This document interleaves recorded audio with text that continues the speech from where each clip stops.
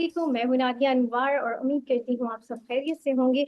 नाज़रीन, इन सारे सेशंस का करने का मकसद सिर्फ ये होता है ताकि आप स्टॉक मार्केट में भरपूर तरीके से काम कर सकें। और इसके लिए ज़रूरी है कि आप चैनल को लाइक सब्सक्राइब करें और साथ में बेल आइकन को भी हिट करें ताकि कोई भी इंफॉर्मेटिव वीडियो जो है आपसे मिस ना हो जाए और टाइमली आप अपडेटेड भी रहें। और इसके साथ ही साथ आप उन लोगों के साथ भी शेयर करें जो आपके फ्रेंड्स हों, फैमिली में हों, जो कि स्टॉक मार्केट से रिलेटेड हों, ताकि वो भी फ़ायदा उठा सकें। नाज़रीन, और इसके साथ ही साथ हमारा व्हाट्सएप ग्रुप है, वो भी आप ज्वाइन कर सकते हैं, जो कि डिस्क्रिप्शन में लिंक दिया हुआ है, ताकि आप टाइमली हर चीज़ से अपडेटेड रहें। नाज़रीन, आज हमारे साथ जो मेहमान मौजूद हैं उनके हवाले से मैं बताती चलूँ। जी हाँ, उनका ताल्लुक है टॉप लाइन सिक्योरिटीज से और वो वहाँ पर सर्च हैं। जी हाँ, मैं बात कर रही हूँ नशिद मलिक साहब की। और जो है आज हम उनसे बात करेंगे, तो आइए उन्हें वेलकम करते हैं। अस्सलाम वालेकुम सर। वालेकुम सलाम। Thank you for inviting. Thank you sir. Sir, सबसे पहले तो कॉन्ग्रेचुलेशंस। और ये मैं अपने नाज़रीन को बताती चलूँ कि जो है नशिद मलिक साहब जो हैं, he got an award of the best researcher in his house, यानी टॉप लाइन सिक्योरिटीज़ में। और सर, उसके लिए PSMU की पूरी टीम की तरफ से आपको बहुत बहुत मुबारक हो। और इसके साथ ही साथ सर, ये मैं जानना चाहूँगी कि अभी इंटरेस्ट रेट भी आने वाला है। और अब देखा है कि कुछ सुनने में आ रहा है कि इंटरेस्ट रेट जो है वो कुछ कम होने वाला है और इन्फ्लेशन के नंबर भी कम जो है आ रहे हैं। तो लेकिन हम जैसे है देख रहे हैं कि मार्केट में ना वॉल्यूम है और जो है मतलब हर चीज जो है बहुत डिस्टर्ब चल रही है। लोग भी जो है बड़े एक कंफ्यूज हुए में हैं, मार्केट से आउट हो रहे हैं। तो आखिर ये क्या सिलसिला है, जबकि जो है ये वाली चीजें, जो ये न्यूज़ेस हैं, ये तो मार्केट पे बड़ा पॉजिटिव इम्पैक्ट देती हैं, लेकिन उसके बावजूद भी जो है मार्केट में हर चीज जो है बड़ी अपसेट नजर आ रही है। क्या वजह है? जी, इसकी वजह शायद यही है कि अभी भी इंटरेस्ट रेट्स शायद उस लेवल पे हैं कि लोगों को फिक्स्ड इनकम में अच्छा रिटर्न मिल रहा है। लेकिन ये कि आहिस्ता-आहिस्ता ये चीज़ रिड्यूस होगी। अभी जो मॉनेटरी पॉलिसी की मीटिंग आने वाली है उसमें तकरीबन 100 टू 150 यानी कि 1% से sorry 1% to 1.5% further policy rate reduce होने के चांसेस हैं। मार्केट की एक्सपेक्टेशन भी यही है कि 1.5% तक इंटरेस्ट रेट रिड्यूस हो सकता है, जो कि अभी 19.5% पे है, तो वो 19.5% से रिड्यूस होके 18% तक जा सकता है। तो यही है कि आहिस्ता आहिस्ता जैसे ये इंटरेस्ट रेट फर्दर रिड्यूस होगा तो लोगों को फिक्स्ड इनकम में जो मिल रही है गेन मिल रहा है वो कम होता जाएगा। तो उसके बाद फिर स्विचिंग होगी स्टॉक मार्केट की तरफ। दूसरा ये है कि स्टॉक मार्केट में जो है एक सर्टेन सेगमेंट ही शायद थोड़ा एक्टिव है और कुछ लोग ही एक्टिव हैं, बाकी इनएक्टिविटी काफ़ी चल रही है, जो कि एक वॉल्यूम्स जो देखे जा रहे थे एक टाइम पे वो नहीं आ रहे। उसकी शायद थोड़ी बहुत वजह ये भी है कि आईएमएफ का प्रोग्राम जो है स्लाइटली डिले हो रहा है।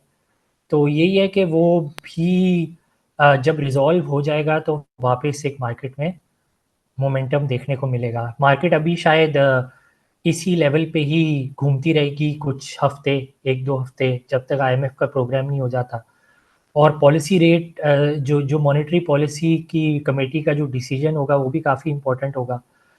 तो बस ये कि लोग उसी टाइम के लिए वेट कर रहे हैं, ये 2 चीज़ों का वेट कर रहे हैं, उसके बाद दोबारा मार्केट में एक्टिविटी देखी जा सकती है और देखी जाएगी। सही। तो सर, इस पॉलिसी के हवाले से कोई अपडेट है? मतलब पॉलिसी कह रही हूँ, ये IMF की जो मीटिंग है, इसका जो ये है, इसकी कोई अपडेट है कि ये कब तक हो जाएगा? क्या ये पूरा सितंबर इसी उसमें निकलेगा? अभी तक तो जो मिड सितंबर में आईएमएफ की मीटिंग है उसमें पाकिस्तान जो है एजेंडा में ऐड नहीं हुआ, जो बोर्ड मीटिंग है, क्योंकि आईएमएफ की जो स्टाफ लेवल एग्रीमेंट तो हो चुका है। अब बोर्ड अप्रूवल रह गया है। होता यही है कि अब बोर्ड अप्रूवल होगा, बोर्ड अप्रूवल के भी एक एक दो वीक्स बाद फिर पैसे आएंगे आईएमएफ के। तो जो बोर्ड मीटिंग स्केड्यूल्ड है आईएमएफ की सितंबर 13 को, उसमें फ़िलहाल तो पाकिस्तान इंक्लूडेड नहीं है, लेकिन एट टाइम्स ये भी होता है कि लास्ट मिनट इंक्लूजन भी हो जाती है। तो ये है कि पाकिस्तान ने कुछ अश्योरेंसेस देनी है अपनी फाइनेंसिंग गैप को, यानी कि जो उसके एक्सटर्नल लोन्स हैं उससे रिलेटेड कुछ गारंटी देनी है, जिसके लिए पाकिस्तान की गवर्नमेंट काम कर रही है चीज़ों के ऊपर। जैसे एक चीज़ काम कर रही है कि वो लोग स्टैंडर्ड चार्टर्ड बैंक से मटीरियलाइज हो जाएंगी, या एटलीस्ट इन चीज़ों के ऊपर कोई गारंटी मटीरियलाइज हो जाएगी, पहले पैसे ना आए। जैसे ही गारंटी मटीरियलाइज हो जाएगी तो आईएमएफ का बोर्ड अप्रूवल भी दे देगा। तो एक्सपेक्टेशन यही है कि सितंबर के एंड तक हो जाना चाहिए, सितंबर के एंड तक। सही। यहाँ पर हमारे साथ जी। पार्टिसिपेंट्स भी मौजूद हैं और हमारे पास टाइम बहुत लिमिटेड है, तो अगर आप लोगों के सवाल हैं तो वो आप अपने सवाल कर लें, क्योंकि प्रोग्राम एंड होने वाला होता है और आपके सवालात आ रहे होते हैं। तो जी, यहाँ पर मजीद साहब, आप अपना सवाल कीजिए और जरा काइंडली थोड़ा जल्दी जल्दी कीजिएगा, ताकि थोड़ा सा टाइम का भी ख्याल है जी। अस्सलाम वालेकुम सर। अच्छा सर, ऐसे था कि वालेकुम एक अस्सलाम। रिपोर्ट, हाँ सर, रिपोर्ट थी कि ये जो है ये फुटसी ने जो पाकिस्तान की रेटिंग को डाउनग्रेड किया है, तो उसके बाद से जो फॉरेन इन्वेस्टर्स हैं, जो बड़े बड़े जो कॉर्पोरेट्स हैं, वो पाकिस्तान से ना आउटफ्लो करेंगे। तो उनके पास जो ज्यादा होल्डिंग है हम्म। वो ब्लू चिप्स के अंदर है। तो इस पॉइंट पे आपकी क्या रिकमेंडेशन होगी कि हम लोग उसको वेट करें या अभी अपना पोर्टफोलियो थोड़ा सा उसको प्रॉफिट टेकिंग कर लें, ताकि फिर उसको लेटर थोड़े रेट्स पे भी बाय कर लें, कम रेट्स के ऊपर। तो इसका सर जरा सा इस हाँ। पे जरा दे दीजिएगा अपना रिव्यू अपना। हाँ, अगर आप ये देखें तो कि आप अगर ये देखें तो फॉरेन सेलिंग आ रही है, लेकिन फॉरेन सेलिंग आने के बावजूद भी मार्केट कोई बहुत ज़्यादा गिरी नहीं है। अगर आप ये देखें तो मतलब मार्केट यही है कि ये 78-79,000 के लेवल्स पे ही घूम रही है। डेफिनेटली फॉरेन सेलिंग आ रही है। वो फॉरेन सेलिंग कुछ फुटसी वगैरह, फुटसी और एमएससीआई की रीबैलेंसिंग से रिलेटेड है। वेरियस रीजंस हैं जिनकी वजह से सेलिंग आ रही है।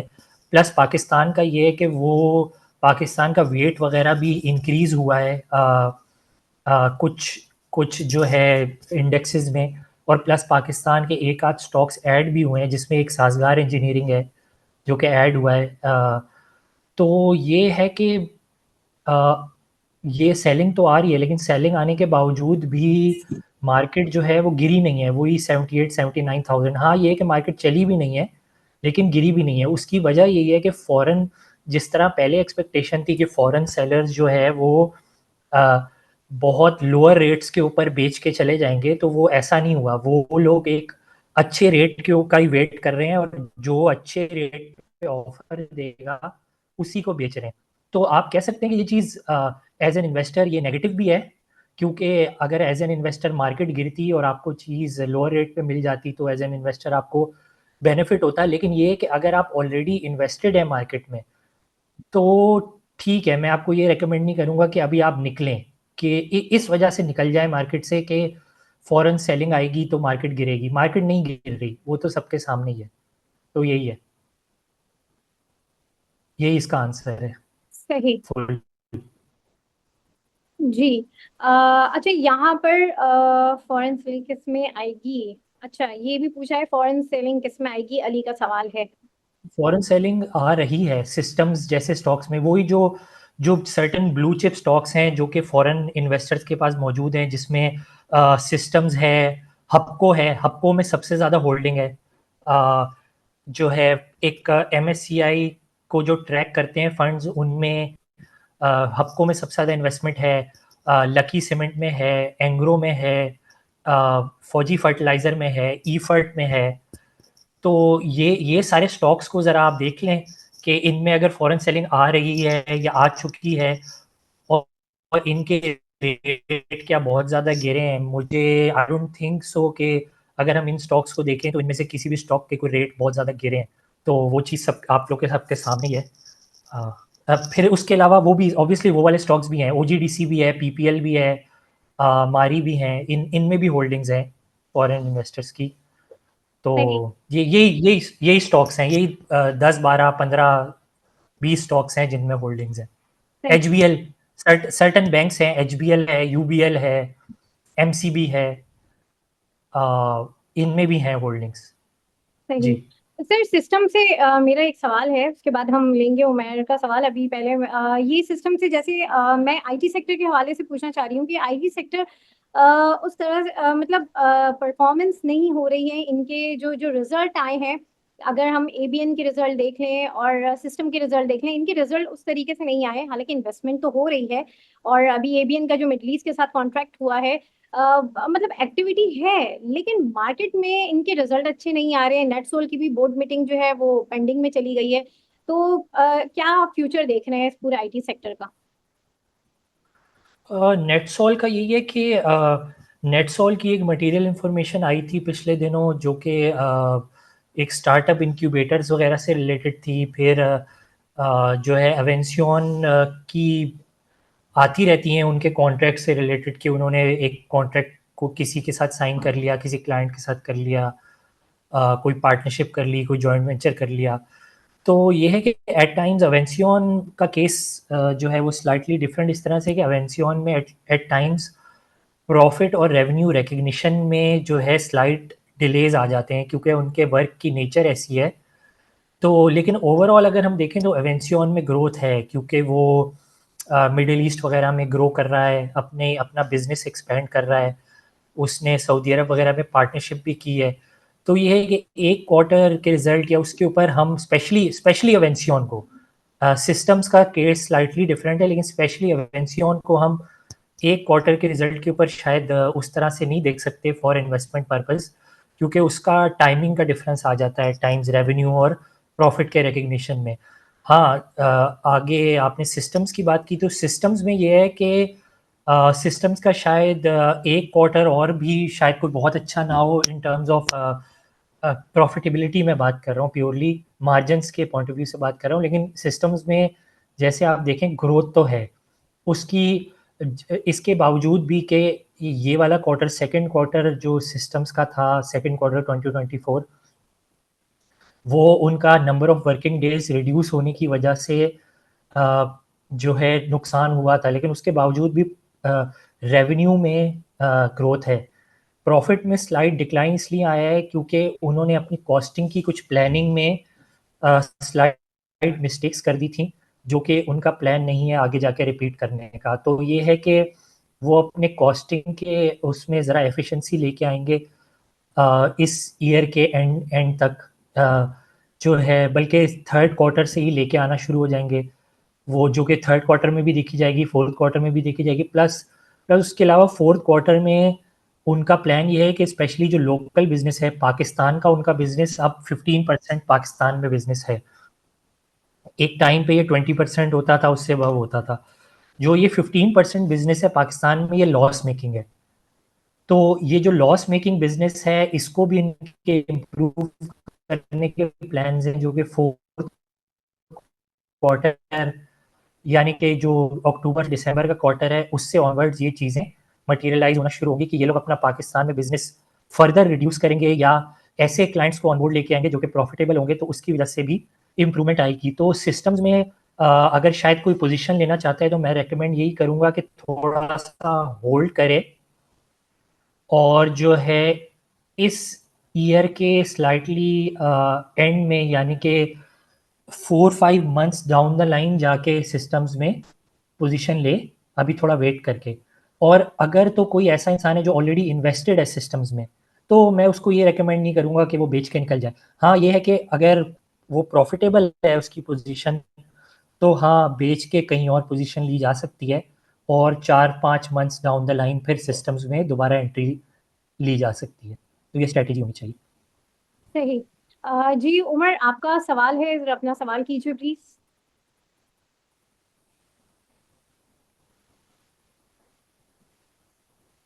जी माजिद, आप कर लें आई थिंक। उमर जी माजिद, आप कीजिए अपना सवाल। अच्छा सर, मेरा एक क्वेश्चन था कि पिछले दिनों पावर सेक्टर के रिजल्ट्स और आए हैं, उनके बड़े फिनोमिनल रिजल्ट्स हैं, बड़ा अच्छा उन्होंने पे आउट भी किया है। जैसे निशात पावर का 5 रुपए का डिविडेंड भी दिया उन्होंने। तो उसकी बिफोर रिजल्ट अनाउंसमेंट भी उसकी प्राइस इसी रेंज में चल रही थी, 5 रुपए का डिविडेंड दे के भी उसी रेंज में चल रहा है। तो इसमें कोई सीक्रेट ऐसी चीज है जो कि हम लोग नहीं देख पा रहे, या कोई इशू है इसके अंदर? इस पे जरा काइंडली अपना रिव्यू दे दो। होता ये है कि जब कोई कंपनी डिविडेंड देती है तो वो डिविडेंड देने के बाद वो स्टॉक जो है वो एक्स डिविडेंड भी होता है। तो मोर और लेस होता ये है कि जो स्टॉक की प्राइस है वो उसी हिसाब से बैलेंस हो जाती है, लेस के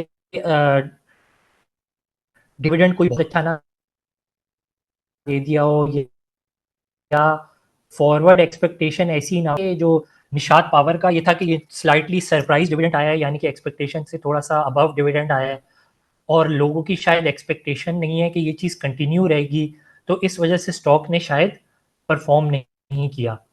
और उसके अलावा स्लाइट ये फैक्टर भी होता है कि जैसे अगर 5 रुपए का डिविडेंड दिया है, तो ये इसकी जब भी किसी भी स्टॉक की जब एक्स डिविडेंड डेट होगी, तो उस डेट के ऊपर वो जो स्टॉक है वो 5 रुपए से माइनस होके नेक्स्ट डे ओपन होगा। तो ये कुछ रीजन होती हैं, मेनली रीजन तो यही है इतना बड़ा डिविडेंड निशात पावर देगा।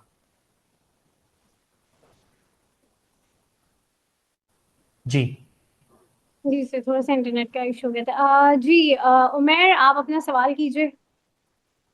उमर, सॉरी।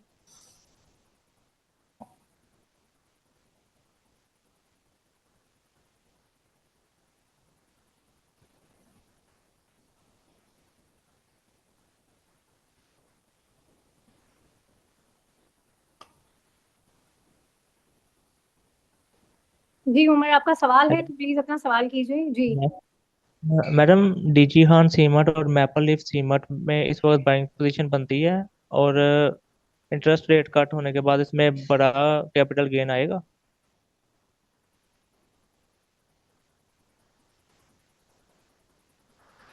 जी देखें, इंटरेस्ट रेट कट होने से ज़्यादा जो इम्पैक्ट आएगा वो डीजी खान के ऊपर आएगा, क्योंकि डीजी खान ज़रा ज़्यादा लेवरेज्ड है। तो आई थिंक अगर इंटरेस्ट रेट के ऊपर रख के व्यू है तो डीजी में गिना सकता है। अगर अगर इंटरेस्ट रेट एक्सपेक्टेशन से कुछ ज़्यादा डिक्लाइन हो गया तो डीजी खान में गेन आ सकता है compare sir, to maple leaf. और मारी पेट्रोलियम इस वक्त बाइंग अच्छी है या आफ्टर एक्स डेट? देखें, बात तो वही हो जाती है कि अगर आप अभी बाय करेंगे तो आपको डिविडेंड मिल जाएगा, अगर आप एक्स पे बाय करेंगे तो आपको स्लाइड प्राइस नीचे मिल जाएगी, तो बात तो ऑलमोस्ट एक ही हो जाती है।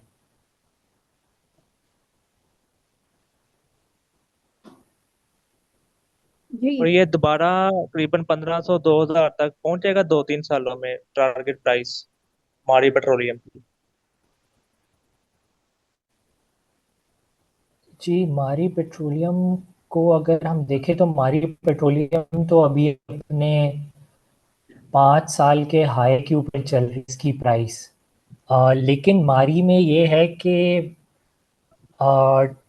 डेफिनेटली गैस सेक्टर में जो इम्प्रूवमेंट्स आ रही हैं उसका बेनिफिट मारी को ही होगा सबसे ज़्यादा, क्योंकि आईएमएफ की तरफ से और जो भी पाकिस्तान के लेंडर्स हैं उनकी तरफ से बहुत प्रेशर है कि गैस सेक्टर को इम्प्रूव करो। और जिस तरह से हमने देखा कि हमारे घरों के गैस के बिल्स में भी इंक्रीज़ आया है, इसी तरह से कंपनीज को जिन रेट्स के ऊपर गैस मिल रही हैं उनमें भी इंक्रीज़ आया है। अब चंद सेक्टर रह गए हैं सच एज फर्टिलाइजर, जिनके बारे में भी आईएमएफ ने बोला हुआ है कि इनकी गैस के रेट बढ़ाओ। तो ये जो भी चीज़ें होंगी इसमें जो है इसका मारी को बेनिफिट होगा, तो ऑब्वियसली फर्दर परफॉर्मेंस भी मारी में आ सकती है। फिर उसके अलावा ये भी है कि जो प्रायर गैस सेक्टर और पावर सेक्टर का जो सर्कुलर डेट है, आईएमएफ ने कहा है कि उसको भी क्लियर करो। तो अगर वो क्लियर होता है तो मारी जैसे स्टॉक्स को एक वन टाइम बड़ी पेमेंट भी मिल सकती है, जिसकी वजह से एक डिविडेंड भी आ सकता है इन्वेस्टर्स को। तो आई थिंक ये ऐसे अच्छा, फिर उसके अलावा ये भी है फैक्टर है कि गवर्नमेंट अपनी होल्डिंग भी क्लियर करने के बारे में प्लानिंग कर रही है इन स्टॉक्स में। वो थ्रू फॉरेन इन्वेस्टमेंट होगी, सच एज के सऊदी कोई इन्वेस्टर आ जाए या यूएई का इन्वेस्टर आ जाए। तो ये 3-4 फैक्टर्स हैं जिनकी वजह से ये स्टॉक अच्छा है हमारी।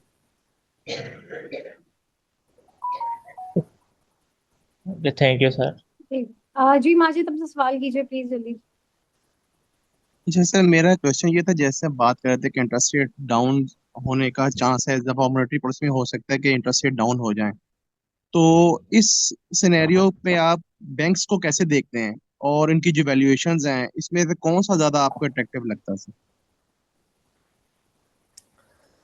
बैंक्स में ये है कि इंटरेस्ट रेट कम होने की वजह से तो बैंक को नुकसान नहीं होगा ओवरऑल, 2025 में कम होने वाली हैं इस लोअर इंटरेस्ट रेट्स की वजह से।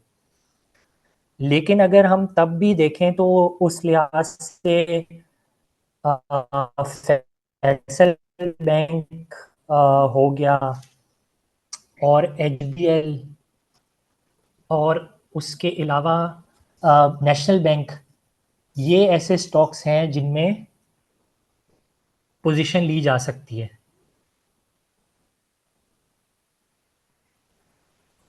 सर ये आई थिंक थोड़ा सा जी इंटरनेट जी का इशू।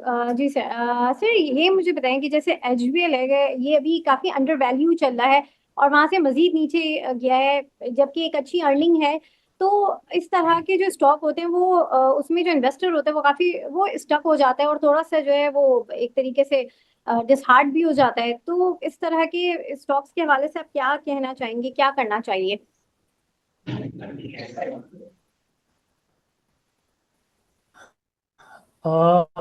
इसमें इसमें यही है कि ऑब्वियसली आपने एक दफ़ा आप पोजीशन जो है वो ज़रा सोच के लें, और एक दफ़ा पोजीशन ले लें तो शायद उसके साथ थोड़ा सा स्टिक करें,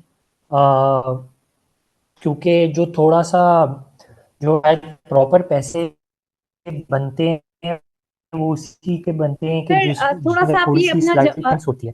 तो सर थोड़ा क्योंकि स्टॉक की सर अपना वैल्यूएशन, जो जवाब है जरा दोबारा रिपीट कर दें, क्योंकि वो इंटरनेट की वजह से जो है ना आपके का जवाब प्रॉपर नहीं आया। तो ये इस सवाल का जवाब आप जरा दोबारा से दे दीजिए।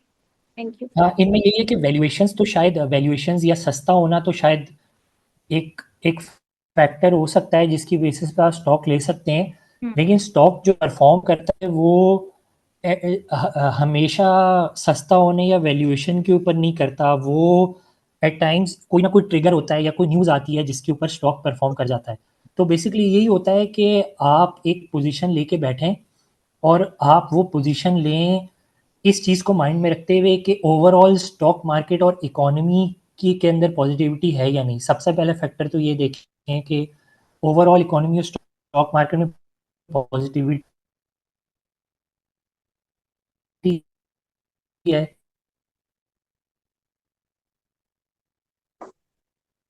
अगर पॉजिटिविटी है तो फिर एक स्टॉक सेलेक्ट अच्छा है, यानी कि उसकी परफॉर्मेंस अच्छी है, थोड़ा सा वेट करें तो डेफिनेटली वो फिर आपको रिटर्न देगा, बजाय इसके कि आप जल्दबाजी में स्टॉक को बेच दें या निकाल दें। तो डिसहार्टन मत हो बहुत जल्दी डिसहार्टन मत हो। इवेंचुअली जो है ना, सब्र का फल मीठा होता है, तो सही। थोड़ा सा सब्र करें सही। और फल खाएं। सर सबर का दामन तो सबने शायद पकड़ा हुआ ही है हमारे स्टॉक मार्केट वालों ने। अब जरा से ये बता दें कि नेक्स्ट वीक आप कैसा देख रहे हैं, और जरा सा एक सितंबर का एक व्यू दे दें, और साथ ही साथ जो है टॉपिक्स बता दें, तो शायद हमारे जो स्टॉक मार्केट वाले हैं वो थोड़े से जो है उनको एक थोड़ा सा उनके लिए एक आयो मोटिवेशन लालो। मिलेगी। जी, नेक्स्ट वीक भी थोड़ा सा डिम ही रहेगा मेरे हिसाब से। यही मार्केट थोड़ी सी अ, घूमती रहेगी अनलेस के मॉनेटरी पॉलिसी मीटिंग